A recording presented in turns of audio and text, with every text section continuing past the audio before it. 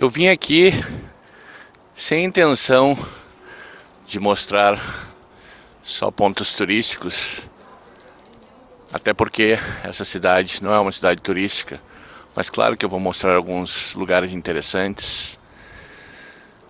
Mas vim para caminhar, ouvir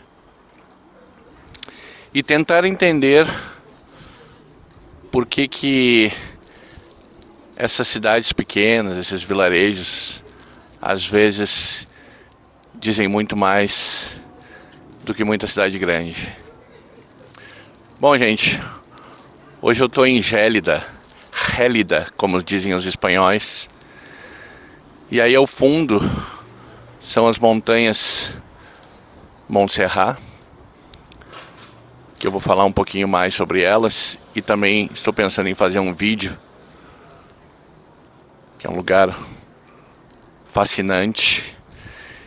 E Gélida fica aí, próximo às montanhas de Montserrat, e mais ou menos pouco mais de meia hora, 40 minutos de Barcelona, de carro.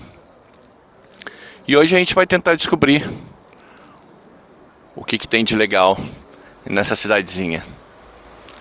Ok? Vamos lá então. Gélida fica entre Barcelona e as montanhas de Montserrat. Durante muito tempo foi um lugar de passagem. Trilhos, fábricas, trabalhadores. Uma cidade moldada mais pelo esforço do que pela pressa. Aqui o tempo não parou. Ele só anda em outro ritmo. Gélida é uma dessas vilas que passam despercebidas para quem cruza a Catalunha com pressa, mas que guarda uma bagagem histórica muito mais profunda do que aparenta à primeira vista. Localizada entre Barcelona e o interior do Penedès, sua posição estratégica sempre foi essencial. Um ponto elevado, cercado por montanhas, controlando antigas rotas naturais de passagem. Pode-se dizer que cresceu entre a indústria e a natureza, entre o rio e a montanha, entre o trabalho duro e os domingos lentos. A própria origem do nome Gélida desperta curiosidade, que vem do latim e significa fria, uma referência direta às águas frias das nascentes da região e à sensação térmica mais baixa nas zonas altas.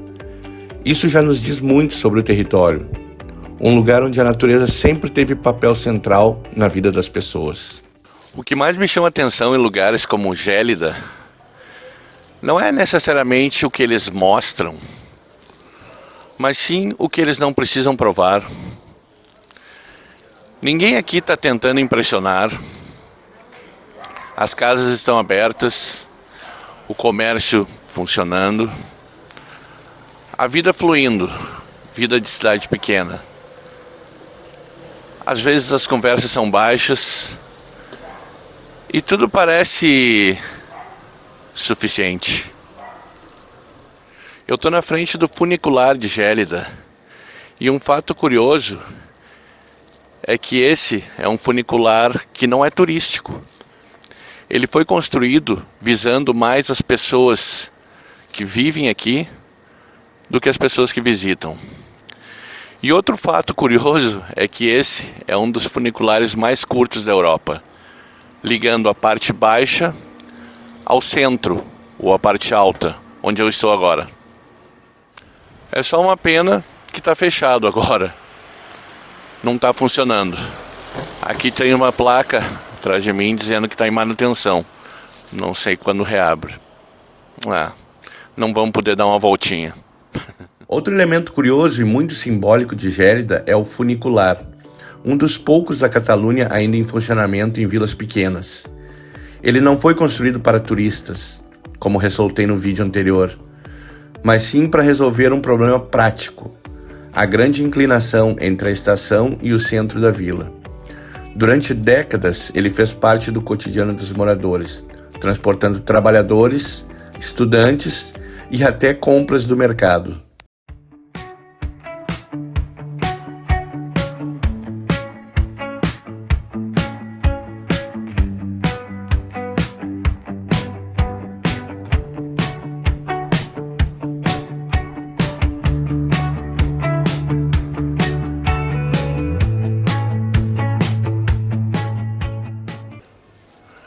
caminhando aqui agora bem no coração da cidadezinha de Gélida. E aqui a gente tem a igreja de San Peri. Eu vou falar um pouquinho mais sobre ela, passar algumas informações históricas, mas a vibe aqui é bem legal. Estou num momento bem tranquilo, agora passado meio-dia e pouco, poucas pessoas caminhando aqui, mas eu adoro essa vibe de cidadezinha pequena, tranquilidade. E aqui a gente pode ver também, olha a igreja aí no fundo, e do outro lado algumas montanhas. Então assim, a cidade é muito legal, ela é rodeada por montanhas. Bom, vou passar mais algumas informações aí. A igreja paroquial de San Peri, que existe hoje e que a gente está vendo aí, foi construída no século XIX, substituindo a antiga capela que estava no castelo de Gélida. A obra começou oficialmente ao colocar a primeira pedra em 14 de junho de 1857 e foi concluída em 25 de junho de 1871. O estilo é neoclássico, com uma só nave e uma fachada sóbria e equilibrada, típica desse estilo arquitetônico. Gélida está num ponto curioso. Não é interior profundo, mas também não é área metropolitana. Eu diria que essa cidadezinha está entre dois mundos. Perto demais de Barcelona para ser esquecida, mas longe demais para ser engolida. Mesmo estando perto de tudo, Gélida é estranhamente silenciosa. O silêncio aqui não é vazio, ele é confortável.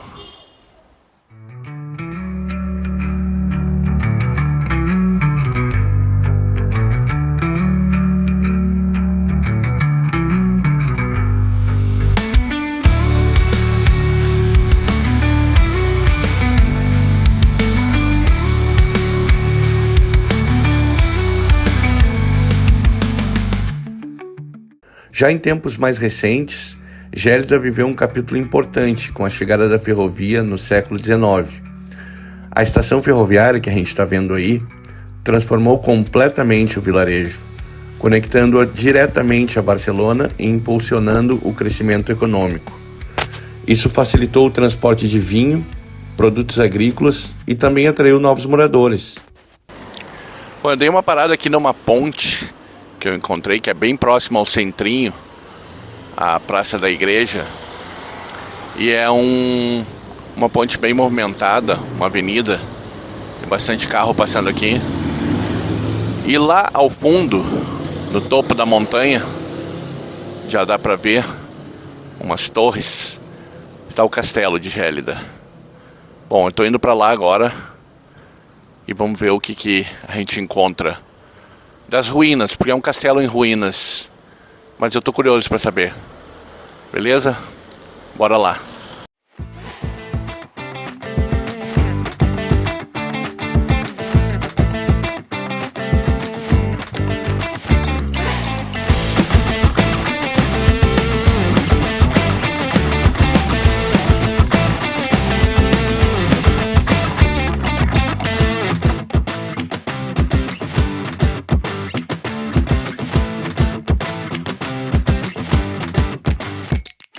Esse castelo foi construído no século X, em pleno período da Reconquista. Fazia parte de uma rede de castelos defensivos da Catalunha medieval.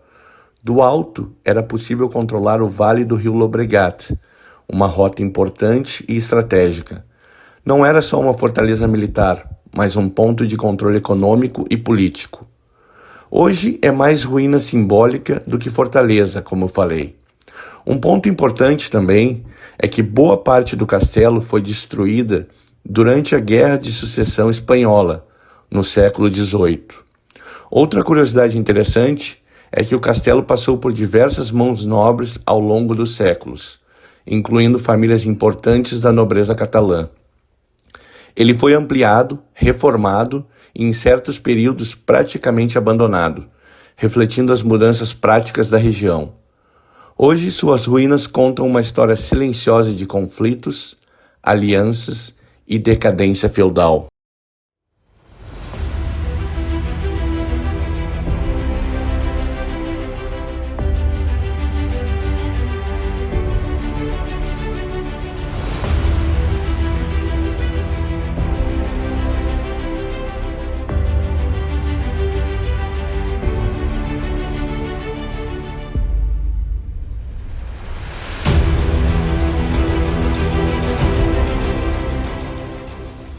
Gélida nunca se moldou ao turismo de massa. Mantém um ritmo próprio, mais silencioso e local. É um lugar onde o passado não foi restaurado para turista. Ele simplesmente ficou. Pode-se dizer que é o tipo de vilarejo que muita gente atravessa sem perceber. Mas quem para, entende que ela nunca foi feita para impressionar, e sim para permanecer.